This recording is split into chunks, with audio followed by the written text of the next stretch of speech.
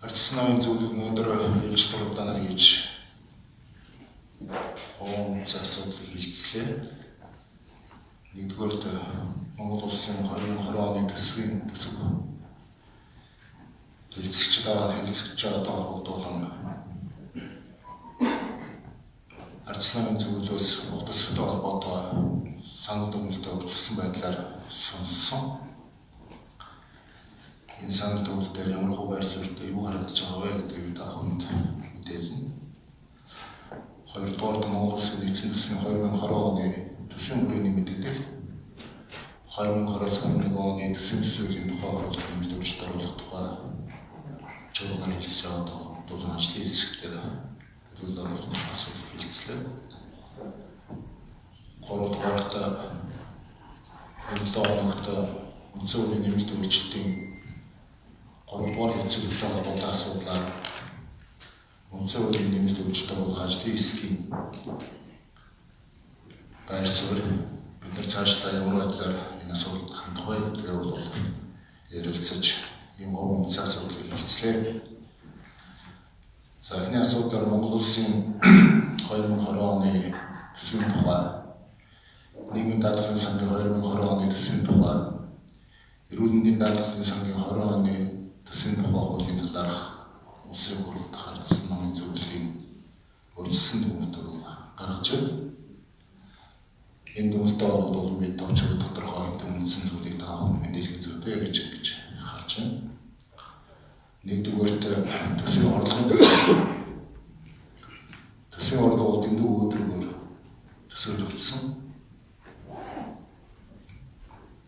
Хөрөгчтэй хэлж байгаагаар энэ төсөв бол Монгол Ардын намын өрийн хөтөлбөрийг ханган биелүүлэхийн тулд хэтэрхий хөөсөрсөн, улс төрийн зорилгоо агуулсан, төрийн бодлого хангагдсан ийм төсөв хэмжээнд хүрчээ гэж урьдчилсан дүгнэлт гарч байна. Би нэг хэдийн тооноолох зүйлээр таавал мэдээлэх зүйтэй гэж харж байна.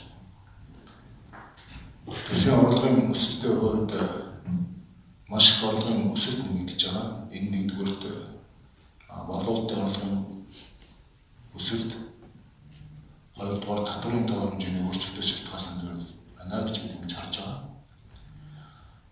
Орлогын өсөлтийг 2020 оныхоор тооцож үзэх юм бол орлогын татвараас олдох орлогын өсөлт 37.1%, нийгмийн даатгалын шимтгэлээс олох орлогын өсөлт 41.9%, гайлын татвараас өсөх орлогын хэмжээ 17.7%, онцгой албан татвараас өсөх өсөлтийн хэмжээ 13.8%,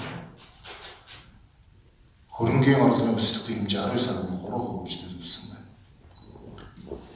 Энэ дотор хамгийн анхаарал татж байгаа зүйл орлогын албан татварын 37.1% байгаа. Энэ төсөөлийг хийхдээ экспортын нийт уул уурхай бүтээгдэхүүний борлуулалтын асуудал дээр дэндүү эрэг хандсан байна. 20 онд Монгол улс түүхэндээ анх удаага 42 сая тонн үрс экспортлох юм байна.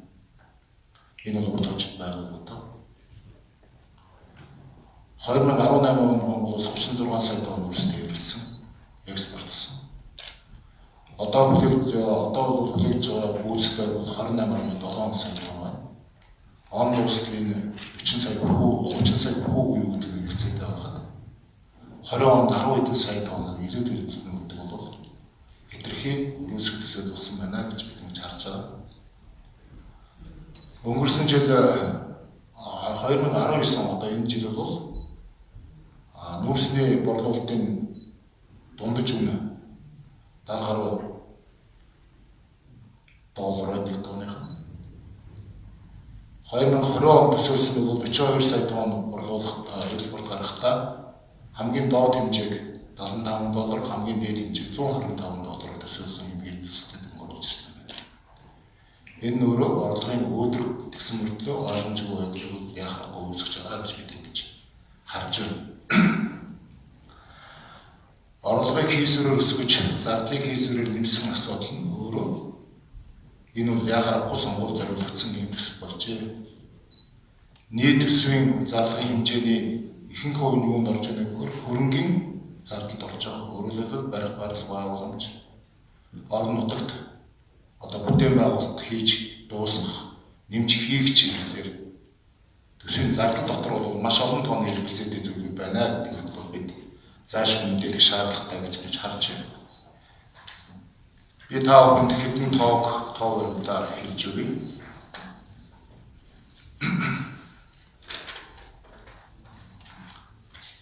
Зардалтай холбоотой асуудлаар төсвийн зарлага бол огцон өссөн нь бол Монголын одоо өдрийн түүхэнд байгаагүй эдийн засгийн том рекордыг бол татаж байгаа. 2015 оны төсвийн зарлагтай өнөөдөр их хурд өргөн барьсан төсвийн зарлагыг харьцуулж, оны төсвийн зарлагыг харьцуулж харах юм бол бараг 2 дахин их ийм тоо харагдаж байна. Өөрөөр хэлбэл их баригчид орлогын өсөлтийн хэмжээгээр зарлаа нэмдэг бол хяналтаа алдсан байна гэсэн юм тоо юм.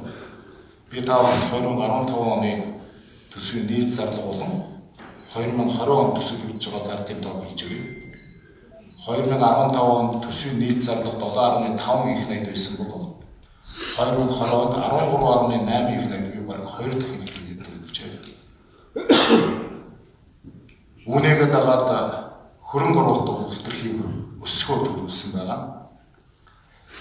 За төлөвлөж байгаа хөрөнгө оруулалтаар дотоодын үйлдвэрлэл, ажлын байр, хөдөлмөрийн бүтээмжид огт нөлөөлөхгүйгээр өөрөөр хэлбэл бодит эдийн засагт шингэхгүй хэрэглээний импортыг илт дэмжих ийм төсөв орж ирж байгаа. Монгол улсын эрсдэлд асар том хохирол учруулах ийм хэмжээнд өгч байна гэж ойлгож байна.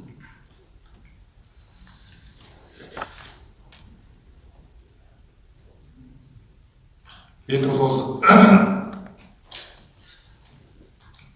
эдийн засгийн буруу бодлого асар том эрсдэл дагуулдаг гэдгийг яг энэ төр зураг 2008-аас 11 оны уулуурхаан бүтээгдэхүүний үнэлсэнтэй холбоотой дараа нь ямар их бэлэн амлалт хийж үрдэнгүй зарцуулж инфляцийг ямар их хөрөнгөж өнөө өсөлтийг ямар их буу болгосныг бол алдаагаа бол давтах чиглэл рүү явж ирнэ гэж харж байгаа. Би төсвийн хөрөнгө оруулалттай холбоотой хэд хэдэн тодорхой жишээ, бодлогогүй жишээ та бүхэнд хэлж өгье. Төсвийн хөрөнгө оруулалтын зөвхөн 20 онд санхүүжүүлэх нэг хэсгийг бид та бүхэнд нийгмийн анхаарал татсан зүйлийг баримтаар хэлье. Монгол Улсын төсвийн хөрөнгөөр 2000 онд санхүүжүүлэх төслийн хэмжээний дотор театр музей барилгын засвар шинэ барилгын тухай асуудал нийгмийн маргаан үсгэд байж байгаа мэдж байгаа. Зөвхөн 20 онд театр музей барилгыг барихад зориулж 447.2 тэрбум төгрөгийг төсөвсөн байна.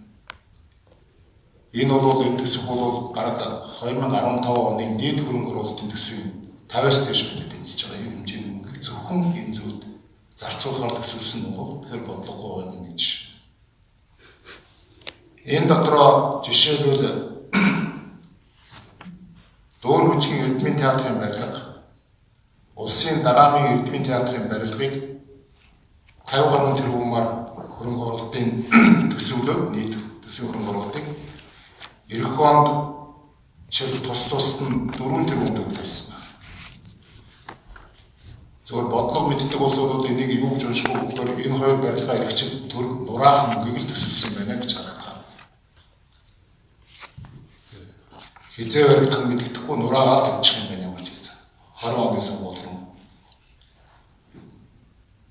тэгж харагдахаар байна. Дараагийн жишээлбэл Үндэсний урлагийн их театрын барилгыг Улаанбаатар хотод барина. Тэгээд 152 тэрбум төгрөгийг төсөвлөсөн. Эрэгчид 30 тэрбумыг тавина гэж тооцох юм бол энийг ерөнхийдөө нэг 3-аас 5 жилийн хооронд барих юм да. За төсөв нэмээд үзлээ гэхэд. Чингис хаан музей барилгыг Улаанбаатар хотын Сүхбаатар дүүрэгт барина гэдэг 53 тэрбум төгрөгийг төсөвлөд 53 тэрбумыг иргэжилдээ барина гэж төсөвлөж байгаа. Одоо энэ том музейг барих юм бол нэг жилдээ барьж амжихгүй.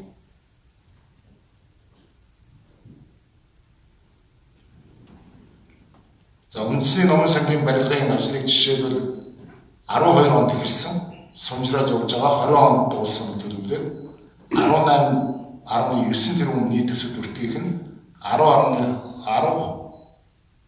10 тэрбумыг хийнэ гэж энэ жил дуусгана гэж төлөвлөсөн. Үндэсний номын сангийн барилгын ажил олон жил саадж байгаа.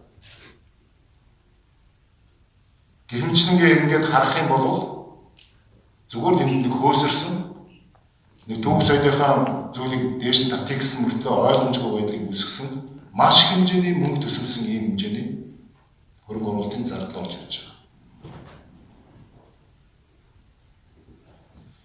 Гэрмжлэнгээ өнөөдөр ярих юм бол одоо жишээлбэл Монгол улсын төсвийн хөрөнгөөр 20 онд санхүүжүүлэх тогтчлтын арга хэмжээ нэхэд ямар хэмжээний мөнгө төсөвсөн бэ гэхээр 39.9 бараг 40 тэрбум төгрөг төсөвсөн. Энд одоо талбай тогтчуулах нэг жижиг замын засвар хийх орон нутагт одоо хүүхдийн тоглоомын талбай барих ч гэдэг юм уу. 40 тэрбум төгрөг гэдэг бага мөнгө биш. Сомдод 128 мотоцикл авч ирэх гэдэг төсөвсөн. Энэ бол зүгээр л яг сонгуульд зориулсан ийм төсөв болсон гэдэг нь бол ойлгомжтой болсон. Тэгээ улсын төсөв өөрөө маш их зардын хэмжээ нэмэгдсэн мөртлөө 3.3 их найд гаруй төгрөгийг улсын төсвийн хөрөнгө оруулалтаар хийнэ гэчихэд алдагдал нь 2 гаруй их найд. Өөрөөр хэлбэл энэ тэнд барилга байгууламж, энэ тэнд одоо гишүүдийн одоо тойргийг дэмжиж услахын тулд төсвийн алдагдлыг үндсэндээ бол бүрэн энэ тоо бол илэрхийлж байгаа. Тэгэхээр ийм байдлаар бол хариуцлагагүй ийм төсөв болсон байна гэдгийг бол би тэмдэглэж хэлэх нь зүйтэй гэж бодож байна. Ерөнхийдөө бол эрсдэл дагуулсан ийм төсөв болсон гэж бид ингэж үзэж байгаа. Магадгүй эрх баригчид 20 оны сонгуулийн дараа солигдсны дараа энэ улс орны эдийн засгийн нөхцөл байдал иргэдийн амьдрал яаж явах нь үнэхээр баталгаагүй болсон. 3 их найдын төсвийн хөрөнгө оруулалтын өсөлт нь өөрөө Монгол улсад инфляцийн эрсдлийг авчирч байгаа. Иймэрдийн сапроосыг өсгөж байгаа. Иймэр төснөр валютын ханшны хэлбэлцэл хэд өрөх нь бол тооцоолшгүй нөхцөл байдлыг үүсгэж байгаа. Бид бол энэ рүү явах шаардлага байхгүй байна гэж харж байна. Буруу болсон. Тийм учраас ажлын хэсгээр бүрүүд орж гişүн ажлын хэсгийг манайхын төлөвлөж орж байгаа. Нарантай гişүн орж байгаа. Санжмат гişүн орж байгаа. Энэ төвлөлтийн дагуу өрөг даалгавар өгдөж байгаа. Бид зөвхөн сонгуульд зориулж улс орныхоо эдийн засгийг авч болохгүй.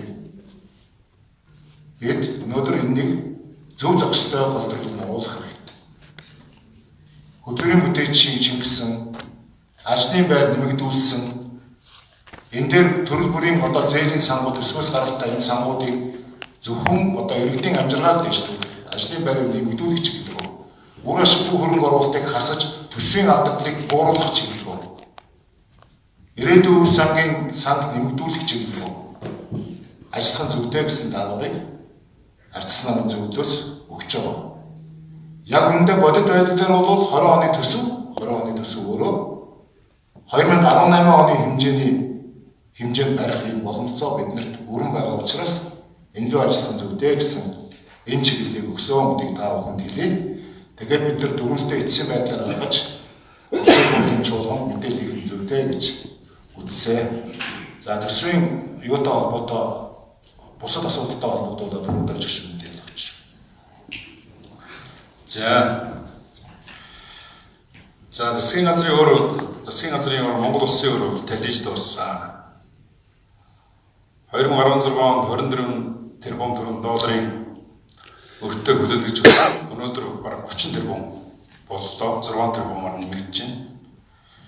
Тэгээ энэ бол одоо Монгол иргэн бүр одоо 25 сая төгрөгийн өртөө болсон гэсэн үг. Тэгээ энэ их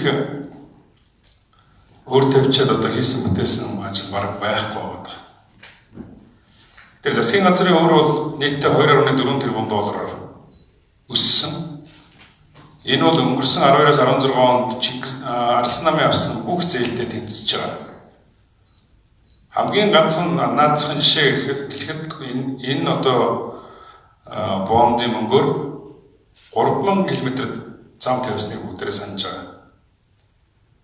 Гэтэл Баруун аймаг руу тавьсан зам 200 гаруй км зам үйлсний 130-ыг одоо хүртэл тавиагүй. Энэ мөнгөөр юу хийсэн мэдэгдэхгүй ингээд байж шээ. Тэгээ эрхчлүүд бол 4 жилийн дотор бол 2.9 тэрбум долларын засгийн газрын өр төлнө. Дээрээс нь Монгол банкны swap, тэгээ ихэнх төрийн компаниуд, тэгээ хувийн компаниудын 11 тэрбум доллар төлөгдөх ёстой. Тэр энэ бид нар одоо эдийн засгийн өсөлттэй байж байгаа энэ үед хөрөн мөнгөө одоо хэмж байгаа. Тэр одоо гадаад өрөөдөд төлөх ёстой. Гэтэл одоо энэ эдийн засгийн өсөлттэй байсан энэ одоо үед хөрөн мөнгөө маш үр дүнгүй зарцуулж байна. Энэний нэгэн жишээ нэг аймагт 235 тэрбум төгрөгийн хөрөнгө оруулалтыг тавьж байна. 235 тэрбум шүү. Нэгэн тосгонд хэдийн бэрх гэдэг тосгонд 27 тэрбум төгрөг тавьж байна. Гэтэл энэ зарим нэгэн аймагаас 2 дахин илүү байна шүү дээ. Ийм өргөдгөн байдлаар энэ засгийн газар энэ төсвөд хандж байна.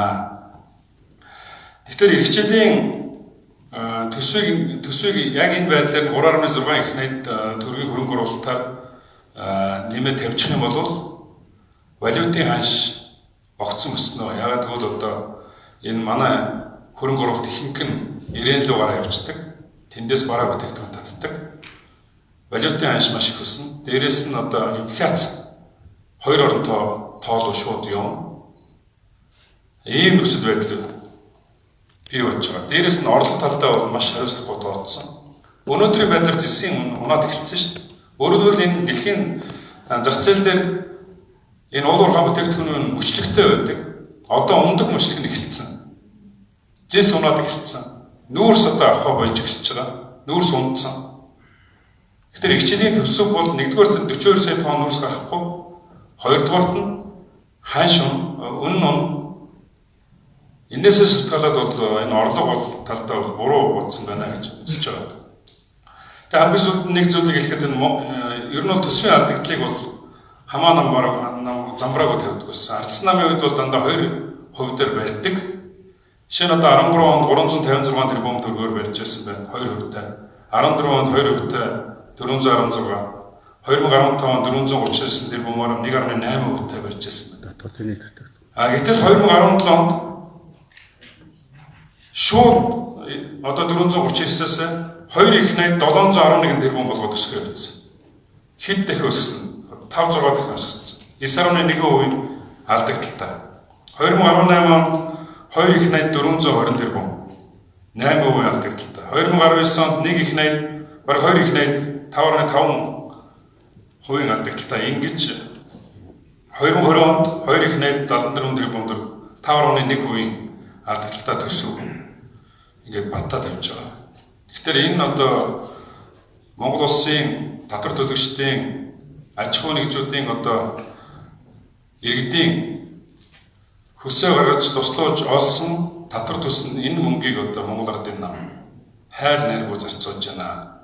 Энэгээ зөвхөн тойрогтой дахин сонгогдох тэр боломжийн төлөө өрн таран хийж байна. Тийм учраас энэ Ардсан нам энэ 2020 оны төсөвдөр маш сөрөг үнэлттэй байгаа гэдгийг хэлье.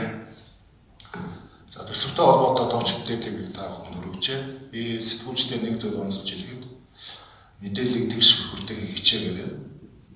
Ер нь эдгээр болж байгаа нэг өнцөө өдрийн нэмэлт өөрчлөлтөнд албан дурын төсөв сэмээр гүйлгэж юм. Байдлаа зэгдээд. Тэр мэдээлэл төсвийн тухай хэлцүүлэг нээлттэй хэлцүүлэг ухтын ухаа болсон байна. Бүгд чимээгүй болсон байна. Хэрвээ бид ийм чимээгүй байдлаар энэ төсвийг батлах юм бол 20 онд та бид ялгаа авах, жирийн хэрэгж ялгаа авахгүй. Асар том эдийн засгийн эрсдэл өндөр очирна гэдгийг ухаарч бидэнтэй хамтарч ажилласаа гэж би хүсэж байгаа шүү. За хоёр дахь асуудлын тухай. Үндсүүний нэмэлт өөрчлөлтийг оруулах 2 дугаар хэлцээгийн дараа ерөнхийлөгчийн хоргийг хүлээн авсны үндсэндээр 73 дугаар тогтоолыг улсын хурл өнгөрсөн 7 хоногт хүчинг болгосон.